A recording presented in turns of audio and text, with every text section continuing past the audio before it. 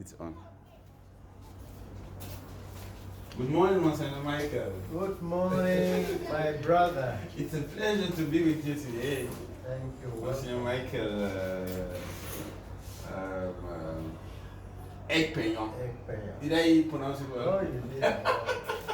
But if you want to help in our localism, Yeah. Ekpeyon.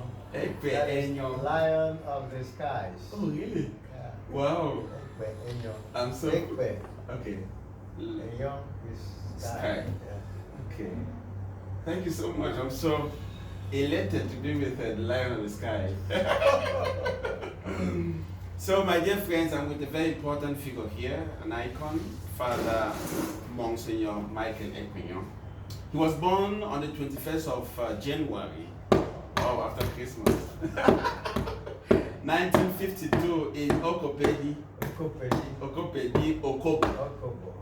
Okobo local government area in Akwa Ibom State. Michael Otto Ekpeyon is Monsignor is the third child of Pa Bruno Ekpeyon of blessed memory and Ma Margaret Angwe Okom. He was destined to serve in the Lord's vineyard. The young Michael started his journey on his chosen. Before I continue, my dear friends, I'm here on a very important scientific investigation on one of our icons in Cameroon, a Christian in politics,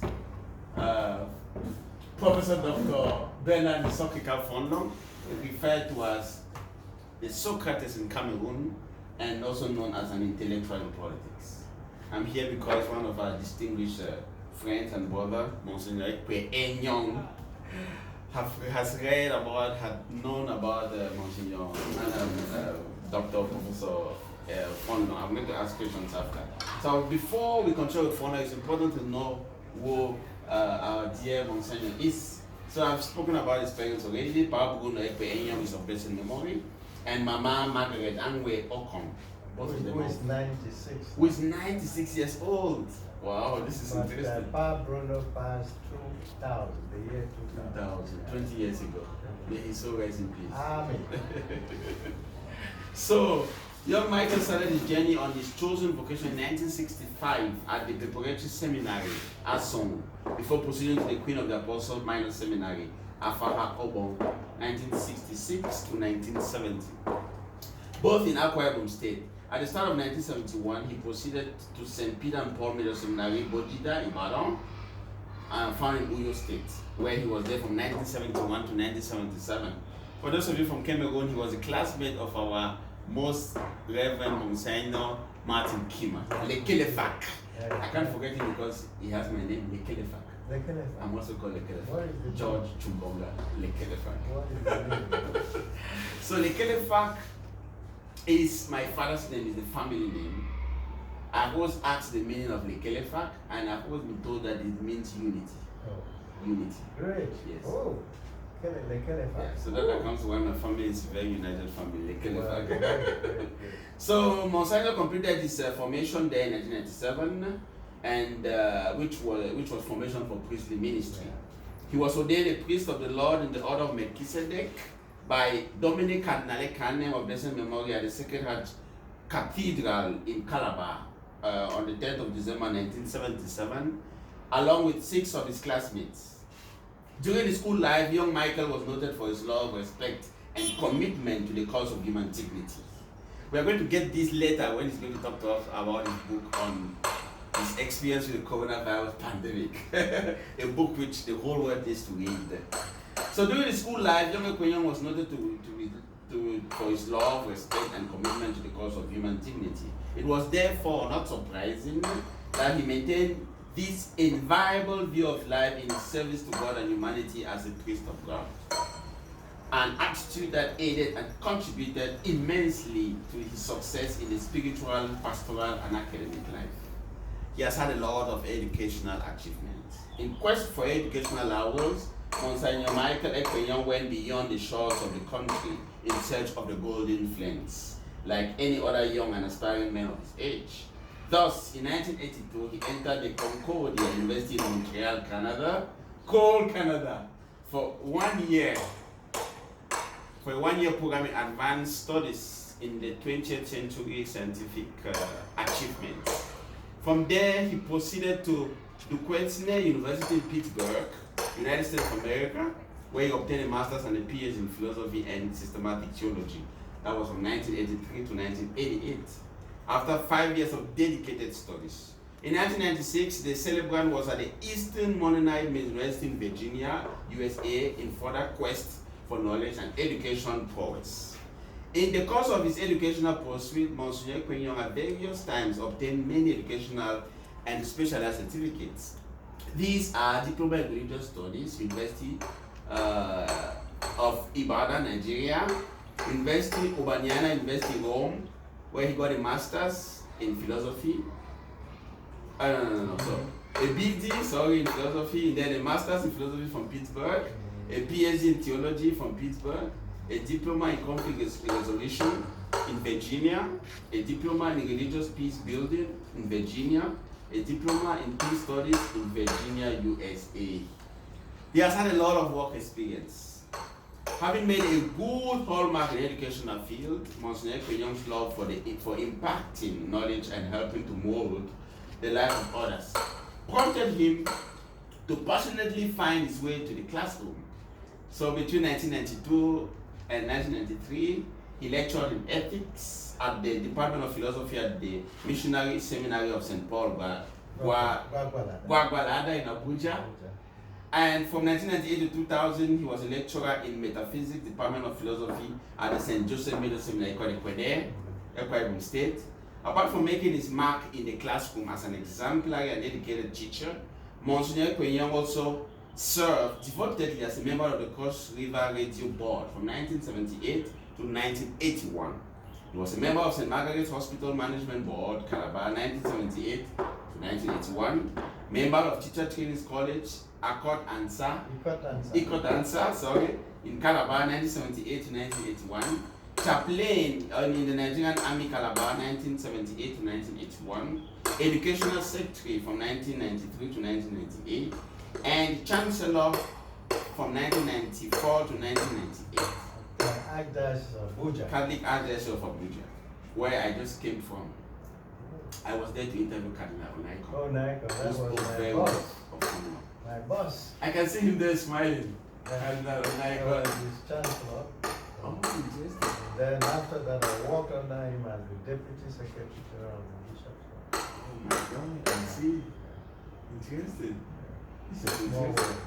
Really small world.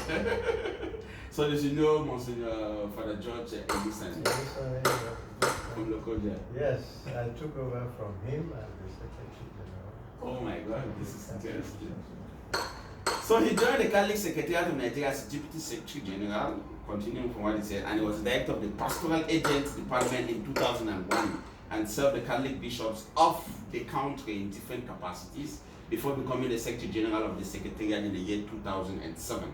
He concluded his tour of studies in the Catholic Secretariat on the 31st of December 2012. He's a prolific writer and author of no mean dimension.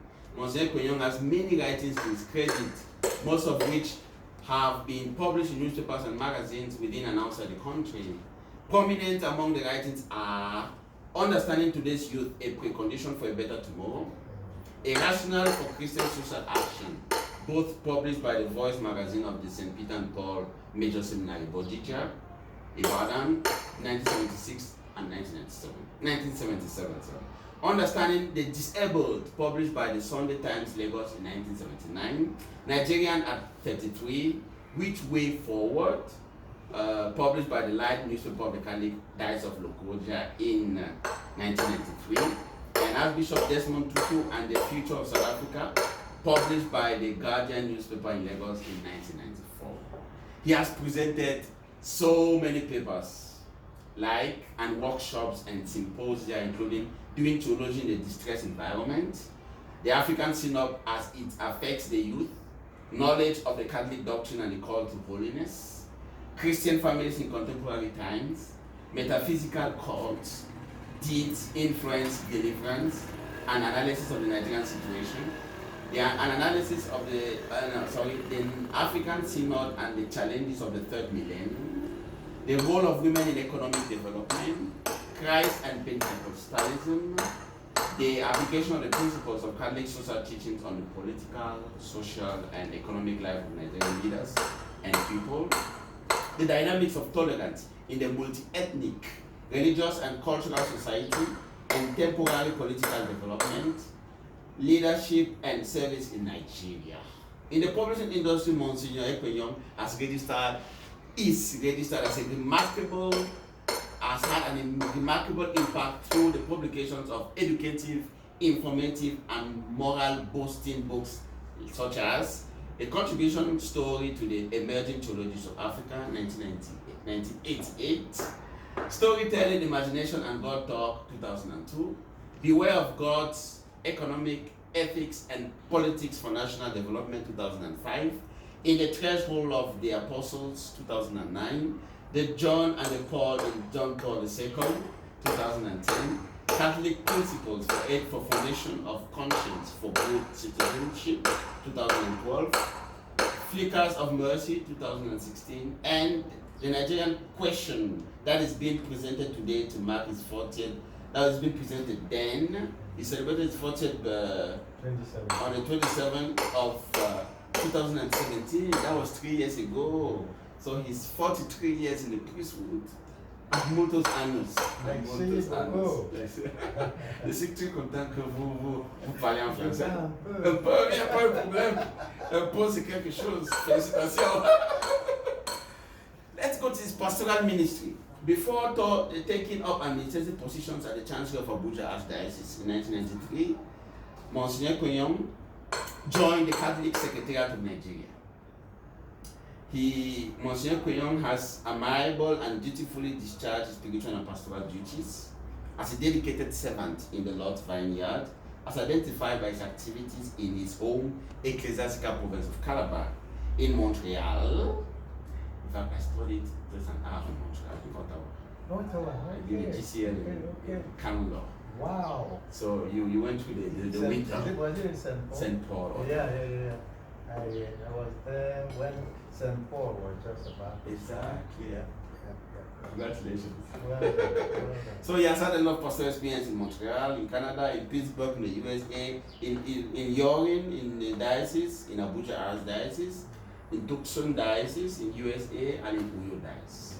During this period, he served at the following parishes and chaplaincies: Sacred Heart Cathedral, Calabar, 1977 to 1979, Chaplain, Nigerian Army, Calabar, 1978 to 1981, Immaculate Conception Parish, Ikodansa, Calabar, 1979 to 1981, Immaculate Conception Parish, Eden Ekpat, 1981 to 1982, St. Patrick's Parish, Montreal, Canada, interesting, 1982 to 1983, St. Joseph's Parish, Du Queens, Pittsburgh, 1983 to 1985, St. Jerome's Parish, Charleroi, Pittsburgh, 1985 to 87, St. Raphael Parish, Morningside, Pittsburgh, 1987 to 1989, St. Joseph's Cathedral, Yorin, Kwara State, St. Mark Parish, Oron, 1989 to 1990 and 1991, St. Kizito's Parish, Kuje, Abuja,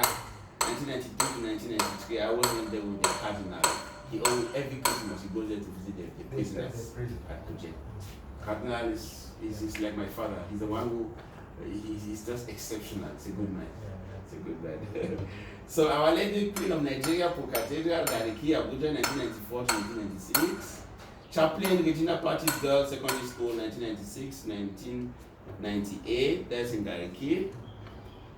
In fact, we were there last Sunday for the 25th anniversary of one sister called Sister Blessed. In the secondary school. The Cardinal said, oh yeah, Blessing. Blessing. Yes, I was at the headquarters in Enugu. Exactly. 2 weeks ago. Okay. Yeah. What is more? St. Michael and Gabriel Duumi, Abuja, 2001 to 2006. St. Peter and Paul, Nyanya, Abuja, 2008 to 2012. St. Anthony of Padua, Casa Grande, Tucson, 2012-2013. Casa Grande, en español. St. Rose of Lima, Stafford, 2018-2014. St. Pius X, Tucson, 2015 to 2016. St. Paul, West Etam, 2016. Till today, we find ourselves, dear friends, in St. Paul and in Uyo. Yeah. He's a quiet, credible achiever of note. Monsignor Ekwenyong has traveled far and wide, an international, a globetrotter. And in 2004 he was named an honorary citizen of Riverton, Wyoming in the Wyoming in the United States of America. And in 2012 he was made a Chamberlain of the Holy Father by Pope Benedict XVI for his meritorious service to the Church and to humanity in the past few decades. Congratulations. Thank you.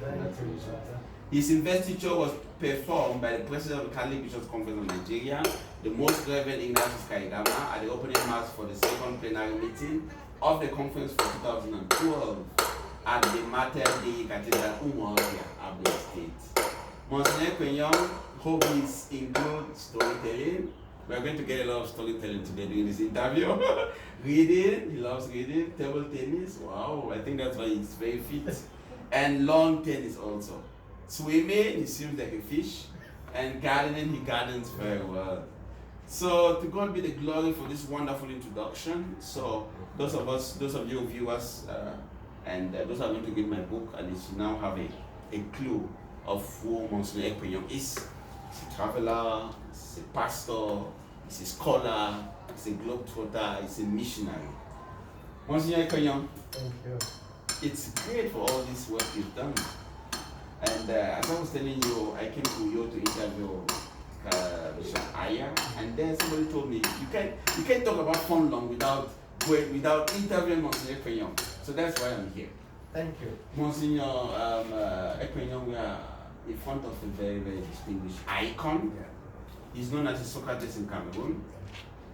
He's known also as an intellectual in politics. Fonlong had a desire to become a priest, but God had other plans for him. He later became a priest without ordination. He was a priest as a minister. He distinguished himself with all the moral, spiritual, and intellectual virtues he had learned from the seminary. Did you ever hear of him before? When did you first hear of Fonlong? Thank you, my brother, for this labor of love, I will call it. You are wanting to let us emulate one of Africa's leading lights, Christian intellectual, a Christian witness, and a passionate lover of God. Now, I first came in contact with Bernard Fonlong through my colleagues at SS Peter and Paul Major Seminary, Bodija, Ibadan. I have already told you about Monsignor Martin Kima. Exactly. Also among them, John Ambe, Patrick Lafon, who was then Secretary of the Episcopal Conference. Almost at the same time that I was here in Nigeria. Okay. Bishop Bushu was our senior. I see. Okay, and others, I meet them from time to time. Okay. And it was through them that I heard about Bernard Fonlong. Not only that, they had some of his writings. Okay. And one of those writings which really touched me was what he wrote on the idea of the university. Exactly. And reading through those principles, you could almost feel the spirit of the man. That's true. That writing, which was like an expression of his spirit, together with the human experiences of the major seminarians from Cameroon, created an image of the man in me. And I was fond of, thinking about this man whom I have not met, but who became so close. Okay. Now, reading what he wrote, you could see his background in philosophy, the ancient Greeks, Exactly. Socrates that we are talking about, his understanding, which then created the basis for him to be able to present an idea of the university. Going back to historical origins, this Plato's Exactly, Aristotle. Aristotle, very pathetic approaches and all that. Okay. And so he had impact on me in that sense. Not until we finished, and of course I finished in Bodija, 1977, Okay. and we had become friends with the seminaries from Cameroon. But fortunately or unfortunately, after the philosophy, they all reverted back to their bigger Bigger. for that theology, while we continued in SS Peter and Paul I see. for our theological studies and God ordained. Now, once in a while, the flashes of Bernard Fondlon came because at that time, it was that time that he had finished in his studies, and we heard of his involvement in the governance of Cameroon at the level, the highest level, and his exemplary life.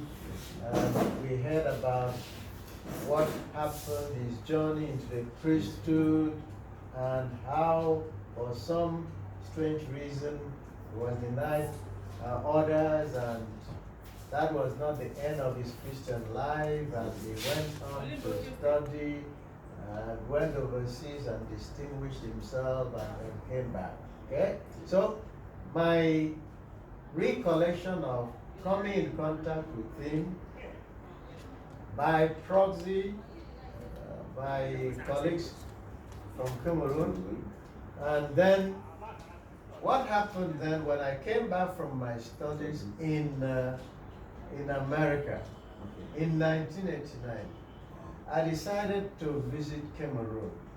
There was my sister Scholastica Apa, who was at Ikasa. Ikasa in Southwest. In Southwest. I undertook the journey from Calabar to Ikom, Okay. Ikom into Manfred, Manfred to Kumba, Kumba then to Ikasa. Okay. I met one of our senior, who was our senior in the major seminary, Etienne Kumba. Father Etienne Kumba. Okay, so He just came back from the United States. Wow, okay, so he gave me, he was very hospitable. Okay. From there, then I proceeded to Kumba, and on my way to the Bamenda, I had to pass through Kumbo. Okay. That is where, then thanks be to God, I went into the cathedral compound. Okay. If not mistaken, that is where his remains are. He was buried in the cathedral. Kumbo. So around the cathedral, not in. So that is this thing, because that was one of the highlights of my visit to Cameroon in 1989. It is after I stopped there, had a minute silence with this man that I didn't meet in person, but I felt I met him through his spiritual activities, intellectual endeavors and achievements, and exemplary life. It was from there that I then went to Bamenda, Yes. where I met with my colleagues. Then it was Mexico was then the one in Bamenda. From there, I went to Cambe. Oh wow, you went right up To there. visit some of my friends whom I met in the United States who are doing this international exchange, Peace Corps, and then that was my coming. Like I have met him by even meeting his Yes, where it's he not where he was buried. was buried and where he still is. So he was buried beside his very best his father Alex of Monkey. So that is my contact, my recollection of being close to Bernard Fondo. And then, of course, I started my administrative services after I came back. You have heard I was in Ilorin, and then the now Cardinal Nikon was the Bishop of Ilorin.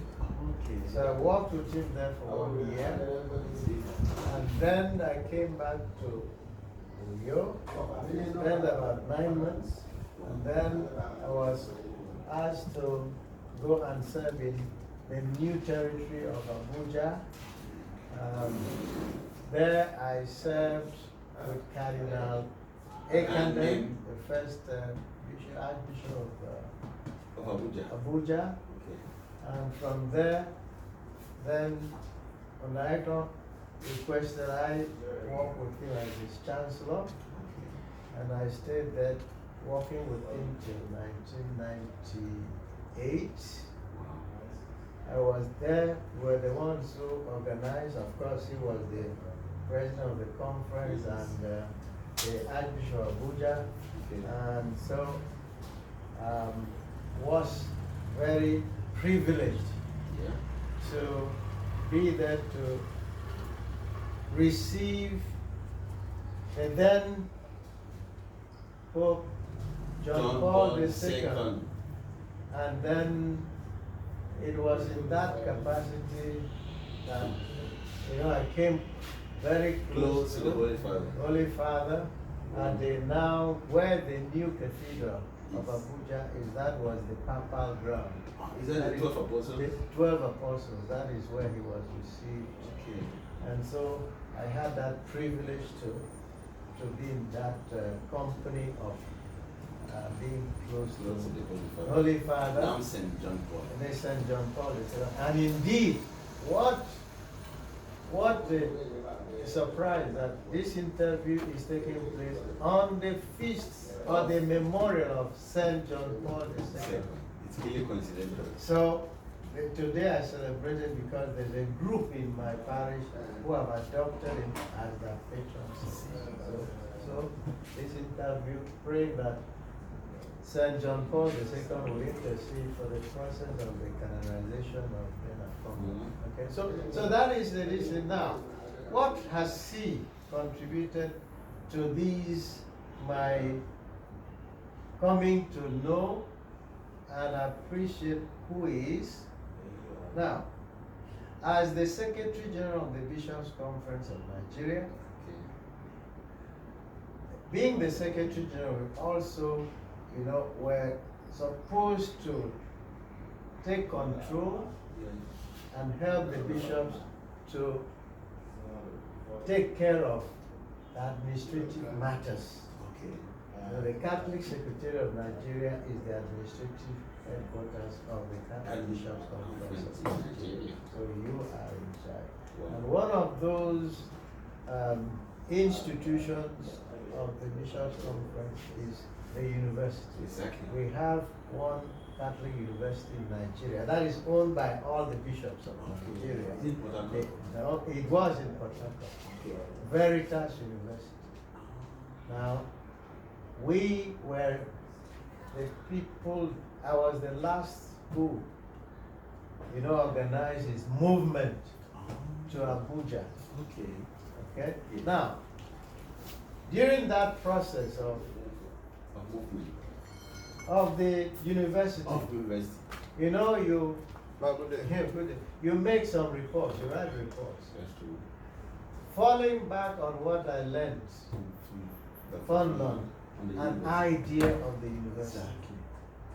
Without knowing, but it helped me because as the one who was supposed to liaise between the administration of the university and the bishops of Nigeria